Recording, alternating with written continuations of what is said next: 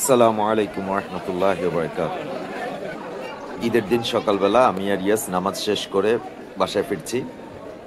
ঈদের নামাজ এর মধ্যেই কোরবানি করা শুরু হয়ে গিয়েছে। আমাদের কোরবানির পশুও আল্লাহর মতো এখনই কোরবানি করা হবে। তো আমি আর ইয়াস সেটার জন্য প্রিপারেশন নিচ্ছিলাম, সাথে আমাদের অন্যান্য রিলেটিভসরাও। তো কোরবানির পশু ফেলা হয়েছে।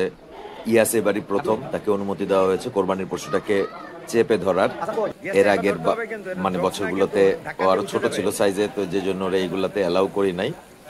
তো যাই হোক, কোরবানি হয়ে যাওয়ার পরে ইয়াস বেশ বিমর্ষ হয়ে যায়।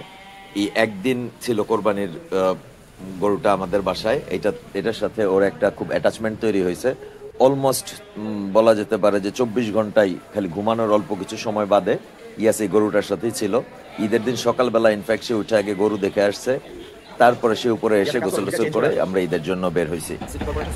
তো আপনারা সবাই আমাদের জন্য দোয়া করবেন, আমাদের কোরবানির জন্য আল্লাহ তাআলা কবুল করেন। আল্লাহ যেন আমাদের সামর্থ্য বাড়ায় দেন এবং আমাদেরকে কোরবানি করার তৌফিক দান করেন। আর যারা কোরবানি করছেন, দোয়া করি তাদের কোরবানি আল্লাহ তাআলা কবুল করুক এবং আমাদেরকে সামর্থ্যবান বানায় দেন।